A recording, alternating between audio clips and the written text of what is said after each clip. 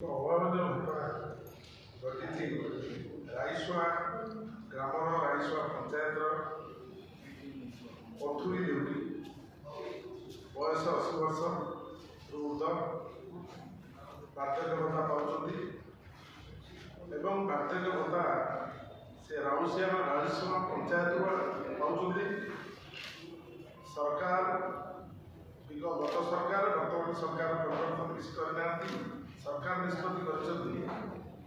जो मानेकर वयसाधिक हो जो माने जाइपारे पंचायत ऑफिस ब्लॉक ऑफिस को जाइपारे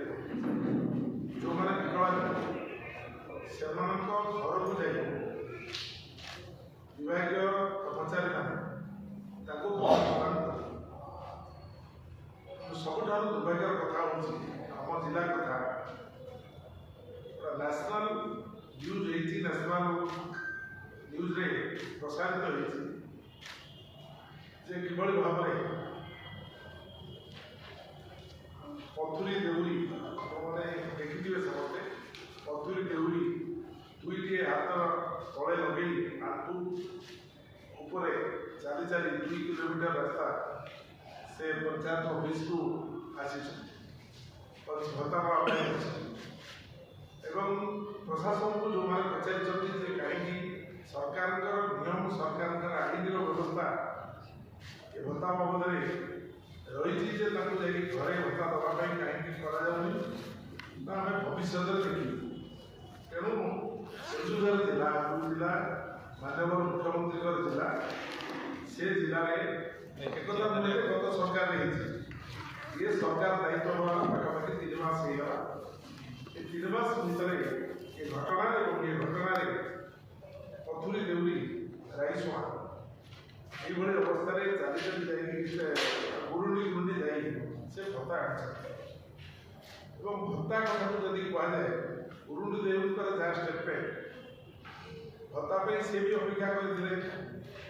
विगत सरकार 24 वर्ष भितर भत्ता 500 टका भत्ता दि जाऊला। यूपीए सरकार समय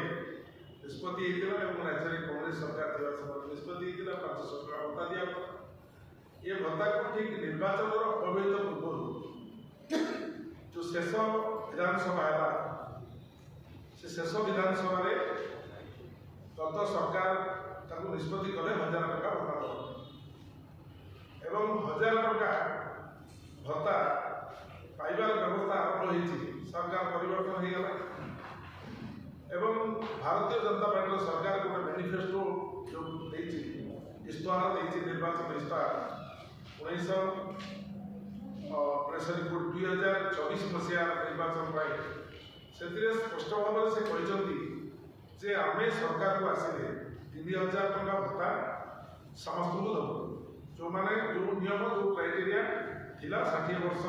जो भत्ता 3000 टका किंतु ठीक अप्रत्याशित भाव में सरकार क्षमता को आसवा पर से नियम को परिवर्तन करते से नियम से व्यवस्था कले भत्ता 60 वर्ष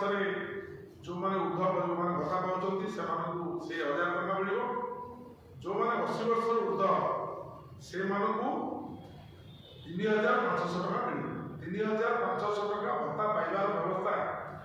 आपण सब गाँव आसवे सहर रोच आपण गाँव में आप पचारि बुझाऊ जे केते लोक ए बची प्रति गाँव में 3500 टका भत्ता 80 वर्ष पर बची रही 3500 टका भत्ता अपरपक्ष विकलांग मान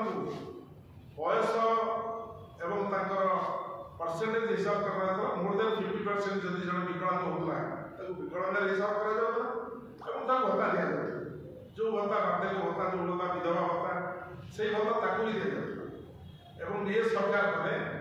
80% रु अधिक जो विकलांग होते से विकलांग मान से भत्ता देवे से भत्ता हम 3500 टका सरकार जो भाव में जना पड़ी मानसिकता हो भत्ता क्या दबार आवश्यकता ना कारण 80 वर्ष ऊर्ध्व लोक आम निज गाँव कहि आम जो अंचल को प्रतिनिधित्व करुचु से अंचल कथा कहूँ गोटे पंचायत 5-10 लोक एपर्तंत बची ना 80 वर्ष ऊर्ध्व एवं